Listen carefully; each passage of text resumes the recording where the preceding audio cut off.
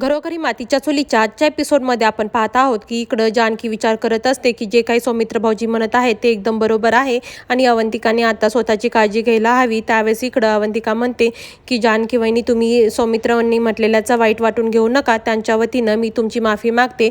तेवढ्यामध्ये अवंतिकाला हॉस्पिटलमधून फोन येतो आणि सांगितलं जातं की विक्रांतरावांचा पोस्टमॉर्टम रिपोर्ट आलेला आहे. त्यानंतर अवंतिका आणि जानकी हॉस्पिटलमध्ये जातात. तेव्हा डॉक्टर सांगतात की ची हत्या ही 12 ते 15 दिवस अगोदरच करण्यात आलेली आहे आणि त्यांच्यावरती हातोड्याने वार करण्यात आलेला आहे आणि खूप शांत डोक्याने हा हल्ला करण्यात आलेला आहे. त्यावेळेस जानकी विचार करत असते की अशी हत्या कोण करू शकतो. तेवढ्यामध्ये इकडं राहुलला पोलिसांनी इन्क्वायरीसाठी पोलीस स्टेशनमध्ये आणलेलं असतं. त्यावेळेस पोलीस इन्स्पेक्टर राहुलला म्हणतात की तू विक्रांतरावांचा खून हा का केला आहेस आणि कशाने केला आहेस. त्यावेळेस इकडं राहुल म्हणतो की मी विक्रांतचा खून केलेला नाही आहे आणि तो खूप चांगला माणूस होता. त्यावेळेस पोलीस इन्स्पेक्टर म्हणतात की ते खूप चांगले माणूस होते, म्हणूनच तू त्यांना आपल्या रस्त्यामधून हलवलं आहे. त्यावेळेस इकडं राहुल म्हणतो की तुम्ही काय म्हणत आहात कळत आहे का, तो माझा खूप चांगला मित्र होता. त्यावेळेस पोलीस इन्स्पेक्टर म्हणतात तेही आम्हाला माहीत आहे की तुझं आणि त्यांच्या बायकोचं बाहेर लफडं सुरू होतं. त्यावेळेस इकडं राहुल म्हणतो की असं काही नाही. त्यावेळेस पोलीस म्हणतात तू खरं काय ते आम्हाला सांग, नाहीतर आम्ही आमच्या परीनं तपास करू. त्यावेळेस राहुल म्हणतो की मी विक्रांतचा खून केलेला नाही आणि त्याच मतावर तो ठाम राहतो. त्यानंतर इकडं जानकी सांगते की पोलिसांनी सांगितलं आहे की विक्रांतरावांची बॉडी ही तुम्ही ताब्यात घ्या आणि त्याला खूप दिवस झालेला आहे. त्यावेळेस शर्वरी इकडं रडायला लागते आणि सुमित्रा आई म्हणते की हे माझ्या मुलीवरती काय संकट आणलं आणि विक्रांतराव आम्हाला सोडून जातील असं कधीही वाटलं नव्हतं.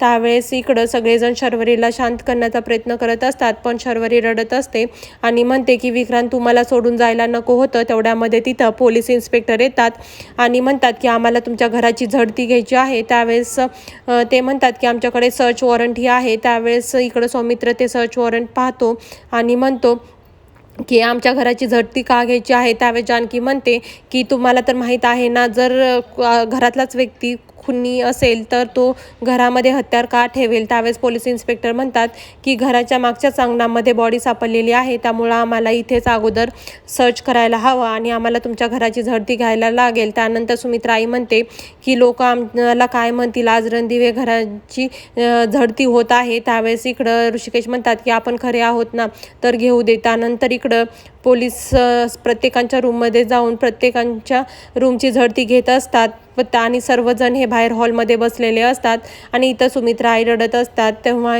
त्यांना कोणाच्याही रूममधून काही सापडत नाही. त्यानंतर एक कॉन्स्टेबल मागच्या अंगणामध्ये शोधत जातो ज्या ठिकाणी खून झालेला असतो.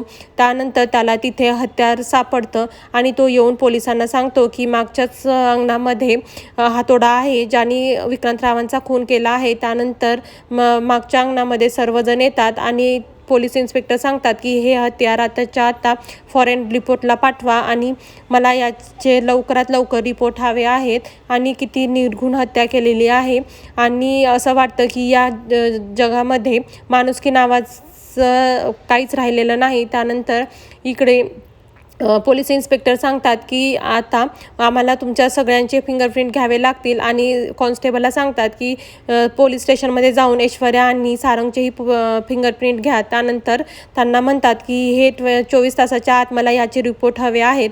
त्यानंतर तिथून कॉन्स्टेबल जातात आणि सांगतात की तुम्ही आता कोणीही घराच्या बाहेर जाऊ शकत नाही, कारण की आम्हाला तुमच्या सगळ्यांचे फिंगरप्रिंट घ्यायचे आहेत. त्यानंतर इकडं पोलीस स्टेशनमध्ये येऊन ऐश्वर्या आणि सारंगचेही फिंगरप्रिंट घेतले जाते. त्यावेळेस ऐश्वर्या म्हणते की तुम्ही आमचे फिंगरप्रिंट का घेत आहोत. त्यावेळेस कॉन्स्टेबल सांगतात की विक्रांतरावांचं जे हत्यार आहे ते घराच्या मागच्या अंगणामध्ये सापडलेलं आहे. त्यावेळेस ऐश्वर्या म्हणते की मला माहीत होतं आणि हे सर्व काही शर्वरीनेच केलेलं आहे.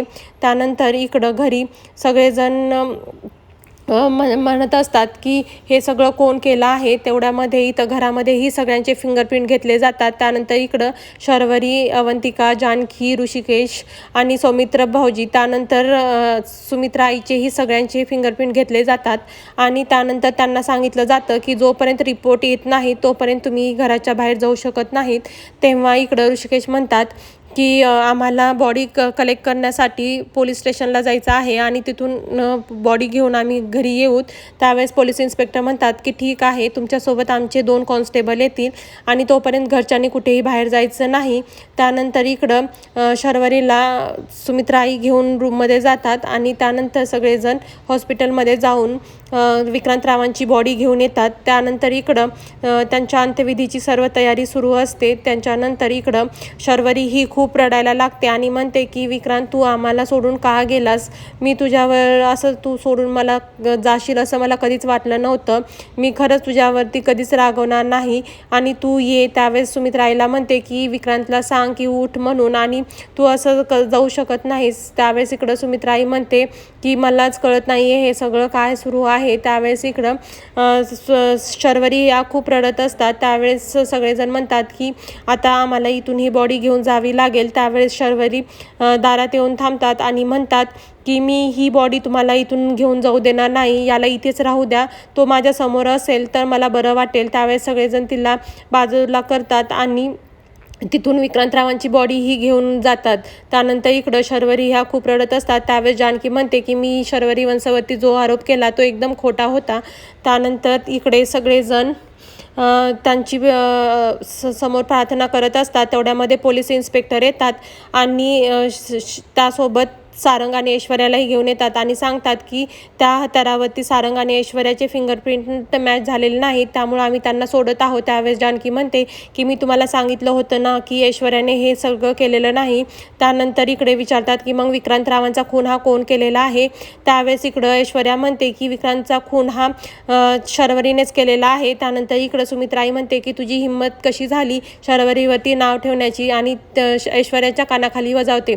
तेव्हा पोलीस इन्स्पेक्टर सांगतात की ऐश्वर्या जे म्हणत आहे तेच खरं आहे, कारण की शर्वरीचे फिंगरप्रिंट हे हत्यारावरती असलेल्या फिंगरप्रिंटशी मॅच झालेले आहेत.